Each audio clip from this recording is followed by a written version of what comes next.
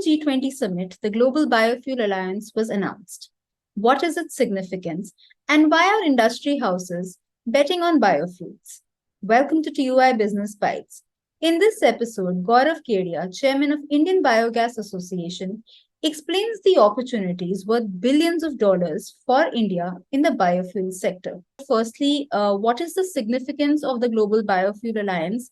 How is it, different from any other energy alliance, and how does it really play to India's strengths? If I just take the top three countries, that is US, then come Brazil, and then India, I mean, these three countries perhaps produce around 85% of biofuel, and they also consume almost 81% of the biofuel. So, in a manner, it makes sense to form such kind of alliance at government level, because if you talk about any other alliance, so it might have got the wider agenda, climate change, and all other things for the right reason. But this alliance, GBA, has got biofuel, and that is very, very important that India is taking the lead. So basically, we are not just the rule taker, we can also be the rule maker, and we can also keep it in mind that all other countries, which are not in fact producing biofuel at the moment, there are a lot of African countries, Asian countries as well. So we'll be able to, act as a or GBA can be acting as a repository for these countries from knowledge perspective, and we can disseminate the knowledge. So I think when you talk about GBA as a whole, it has got quite a wide range, whether you talk about global adoption of biofuel, or you talk about supporting the development of biofuel. We can also talk about the decarbonization of transport sector and other sector. In fact, we can also talk about promoting trade and investment in biofuel. Okay, but what are the kind of opportunities that this alliance can actually create? Are there any numbers there? So as far as the data is concerned, we feel that it will be producing around, I would say, 500 billion US dollar as far as the opportunity is concerned. And this again, I would like to repeat that I'm talking about the overall ecosystem. This includes job creation, this includes R&D, this includes industry, this includes a lot of other direct and indirect jobs as far as the opportunity is concerned. Yeah, are there any estimates to the number of years by which you can actually see the world making that conscious shift, especially India, towards greener fuel? That's a brilliant question because then we need to really quantify properly. If you see some of the facts, for example, India has revised a bioethanol blending policy. They want to now go for 20% blending quota by 2025 itself. Earlier it was for 10%, and which we could achieve in 2022 itself. Yeah? So we are really growing at a very fast speed. Of course, more the merrier, because still the biofuel contribution is very, very less, and especially when you talk about the whole energy mix. So sky is the limit. But at present, bioethanol is doing good. We are hoping that by 2030 we'll have good number of bio CNG plants as well. Government of India is pushing a lot from biodiesel perspective as well. But nevertheless, I think quantification will take time. But by 2030, we see a very good hope, which is becoming a reality or going to become a reality.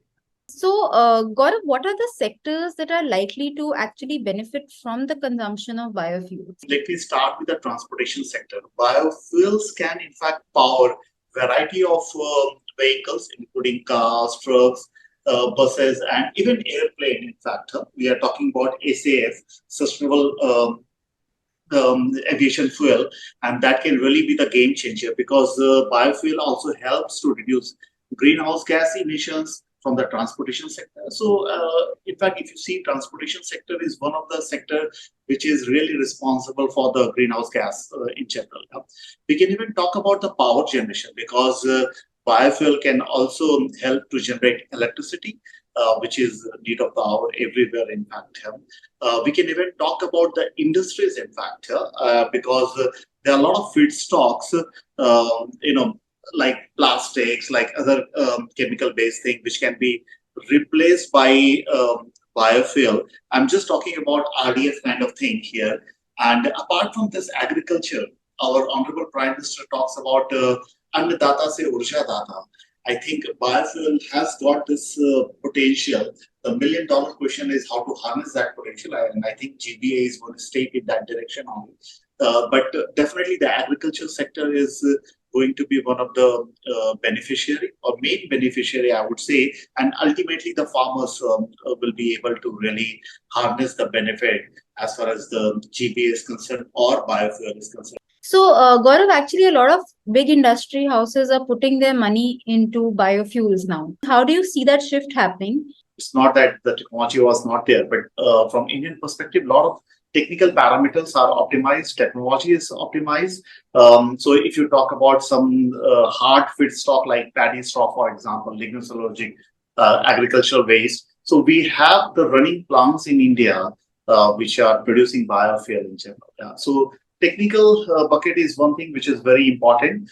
Government is giving push in the form of capex subsidy. So central government has got a proper capital-based subsidy scheme for it. Not only that, at the top of it, few states like UP, for example, they are giving additional subsidy. So for 1 megawatt electrical equivalent plant, if I'm getting 4 crore from central side, I'm getting 3.5 crore from the state side, from UP side. So that is an additional, push, I would say. And apart from this, whenever you talk about biofuel, generally it is associated with one more product or one more stream. For example, biogas plant has got biofertilizer along with it. Biodiesel, for example, has got glycerin along with it. So when you talk about biogas, let's say sector only, so biofertilizer is also getting pushed from the government side. I think not very long ago, in less than 1 month, we had this MDA, Market Development Assistance, for the biofertilizer as well, almost 1.5 rupees per kg of fermented organic manure you're going to get. So MDA means that whatever you're getting from the market, at the top of it, you're going to get 1.5 rupees. Apart from this, there are a lot of other benefits which are being given from the government side, especially if you talk about the states, whether it is from the stamp duty exemption perspective, land perspective. So I would say financially, a lot of push is already being given. And at the top of it, because the carbon market is now getting matured and is really becoming lucrative, people are also able to fetch this carbon credit. So I would say financially also this is looking lucrative. And in the future, the market should pull it. That's how normally you talk about push-pull. Okay, so Gaurav, do you see India actually playing a pioneering role in the transition towards biofuels? Are there any other challenges that you foresee towards this transition for India?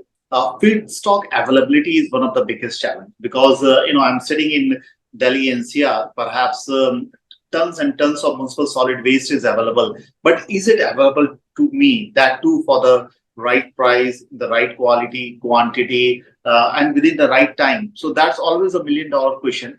I think feedstock availability is one of the biggest bottleneck, and that too for the longer time period because market dynamics keep changing. So maybe tomorrow some new technology will come, and instead of utilizing paddy straw for biogas, perhaps they will utilize it for something else. So we need to be more vigilant about it. That's why we always talk about multi-feedstock based biogas plant. If I give you the example of biogas plant only. Apart from this, when you talk about biogas sector, especially the gas can be sold, but still the biofertilizer is getting some issues when you want to sell it in market in bulk. Perhaps we can have some conducive policy from the government side that if some chemical fertilizer company is selling chemical fertilizer, so they have to sell a little bit part of organic fertilizer or biofertilizer as well. But along with this, we can keep talking about the policy side or what our wishes are from government. But I think many of things are already in place. It's more about entrepreneurs coming forward and try to de-risk the risk involved in the value chain. But these are the two big challenges which are still persisting in this biogas sector, especially a biofuel sector, if I just generalize.